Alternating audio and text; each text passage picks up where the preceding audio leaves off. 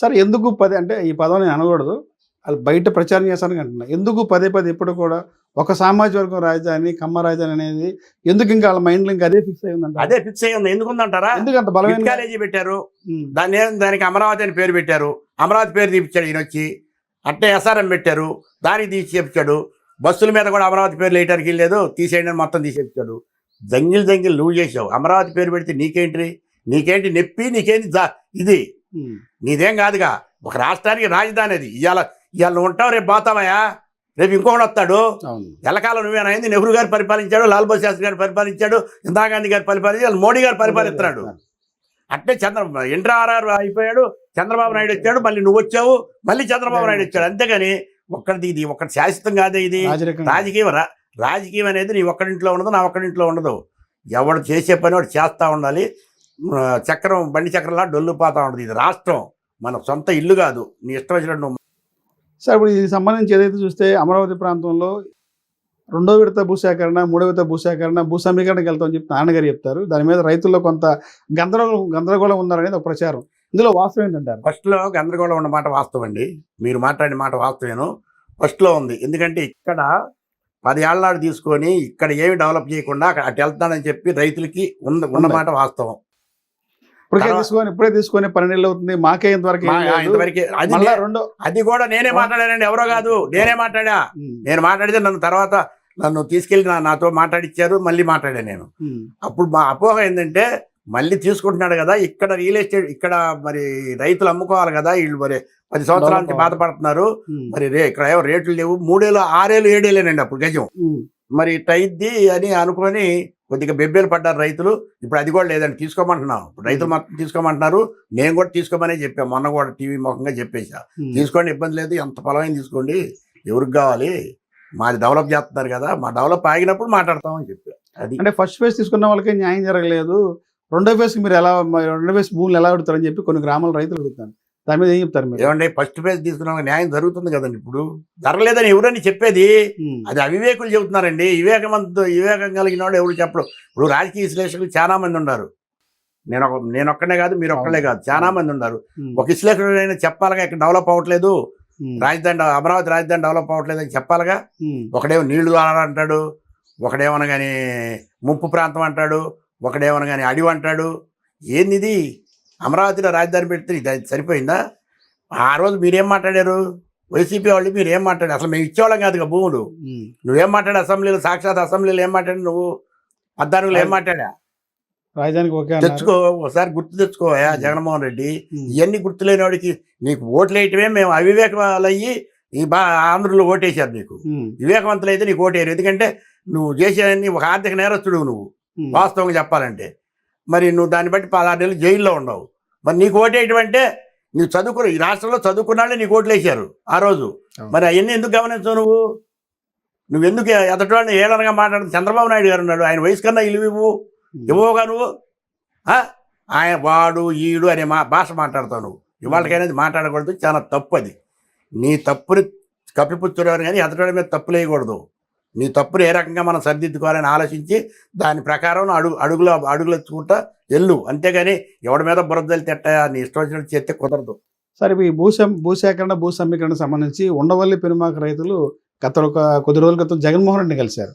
అంటే మా గ్రామాన్ని మినహాయించండి, మా ప్రాంతంలో ఎలాంటి ప్రాజెక్టులు లేదు కనుక మేము కొండవీటి వాక్కి శ్రీలక్ష్మణ రోడ్డుకి సహకరిస్తాము, మిగతా ప్రాజెక్ట్ లేదు కనుక మా భూమిని వదిలేయని చెప్తాని అన్ని పార్టీలను కలుస్తున్నాము, అదే ప్రాసెస్లో జగన్ కలిసామని చెప్తారు. ఉండవల్లి ఏం చెప్తారు? ఉండవల్లి అడగటం కొద్దిగా సమంజసంగా ఉండదు, కానీ పెనమాకాళ్ళు అడగడం సమంజసంగా ఉండదండి.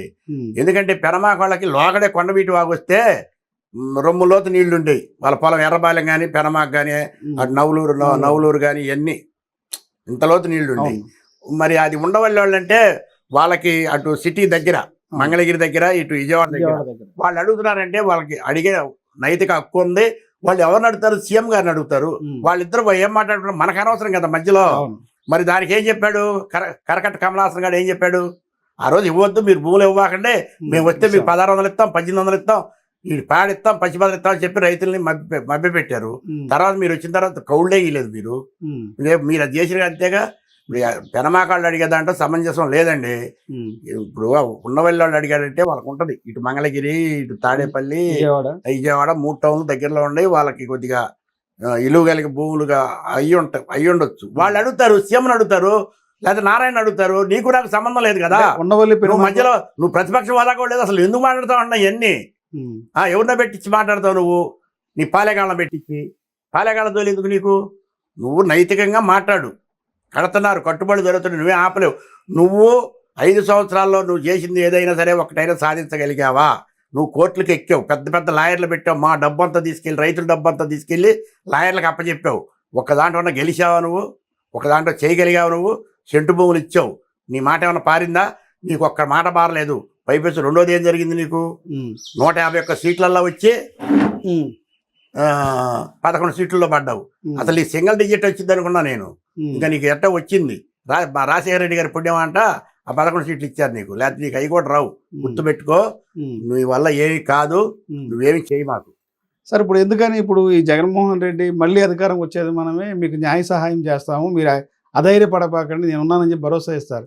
ఉన్నటువంటి స్థానికమైనటువంటి ఎమ్మెల్యే ఉన్నారు, మంత్రి నారా లోకేష్ గారు ఉన్నారు. ఉండవల్లి పెనుమాక సంబంధించి కూడా మంగళగిరి కాన్స్టిట్యున్సీ. అదే తాడేపల్లిలోనే చంద్రబాబు గారు ఉన్నారు. చంద్రబాబు గారు మా గ్రామస్తులకి మాకు పర్మిషన్ కలవడానికి అవకాశం ఉంటుందని చెప్పి చెప్తారు. అది దీనిలో ఎంత వాస్తవం అంటారు? చంద్రబాబు గారు తాడేపల్లిలో లేరు, ఉండవల్లిలో ఉన్నారు. ఉండవల్లిలో ఉన్నారు. అంటే మా నియోజకవర్గం నారా లోకేష్ గారే మంగళగిరి నియోజకవర్గం. అయినా తాడేపల్లి ఉండవల్లి కూడా తాడేపల్లి పెనుమాక కూడా మంగళగిరి కాన్స్టిట్యున్సీ. అసలు వాళ్ళ ప్రస్తావన మనకు అనవసరం అండి. చంద్రబాబు గారు ఎక్కడ ఉన్నారు, లోకేష్ గారు ఏ నియోజకవర్గానికి ఎమ్మెల్యే అనేది కూడా మనకు అనవసరం. వాళ్ళు వర్క్ చేస్తున్నారా చేయట్లేదా అది గమనించాలి మనం వెనక. అంటే అక్కడ పెనుమాక ఉండవల్లి రైతుల ఆరోపణ ఏంటంటే మా ఎమ్మెల్యే గారి మాకు మాట్లాడే అవకాశం ఇవ్వట్లేదు, అపాయింట్మెంట్ ఇవ్వట్లేదు అనేది ఒక వాదన. నిజంగా రైతులకి ఏదైనా సమస్య ఉంటే చంద్రబాబు గారు మాట వినే పరిస్థితి ఉందా? మీ సమస్య ఏంటి అనేది అడిగే పరిస్థితి ఉందా? నిజంగా వాస్తవం అంటే ఏం చెప్తారు మీరు? ఖచ్చితంగా లోకేష్ గారు మాత్రం కంపల్సరీగా వింటారండి. ఆయన దగ్గర పోవటం మన తప్పే. మనం వెళ్ళి ఇది అని చెప్పి వాళ్ళ మంగళగిరి నియోజకవర్గంలో ఆయన్ని బ్రహ్మరథం పడుతున్నారు లోకేష్ గారిని. ఆయన మాత్రం వినకపోవటం అంటూ ఉండదు. పోయి మన బాధలు చెప్పుకుంటే వింటాడు. ఒకసారి కాదు ఒకసారి వింటాడు. దాన్ని ఎట్ట సాల్వ్ చేయాలనేది ఆలోచిస్తాడు. ఆయన ఒక పద్ధతి అయినోడేనో లోకేష్ బాబు. అది మాత్రం గమనించాలి మన రైతులు మొత్తం.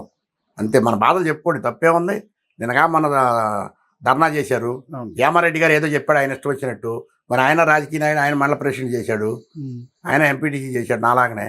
మరి ఆయన ఇష్టం వచ్చినట్టు మాట్లాడుతున్నాడు. మరి దానికి మనం ఏం చేస్తాం? వాక్శుద్ధి ఆయనకు ఉంది కాబట్టి మాట్లాడుకునేమని ఊరుకున్నాం. అంతేనా? ఆయన ఈ దేంట్లో లేడు కదా. ఇప్పుడు అట్నే జగన్మోహన్ రెడ్డి గారు ఉన్నాడు, తల్లి చెల్లిని బజార్కి వేసాడు. మరి ఇలా ఆయన మాట్లాడేది ఆయనకు ప్రతిపక్ష హోదా కూడా లేదు. అడుక్కుంటున్నావు ప్రతిపక్ష హోదా కావాలని నువ్వు. మరి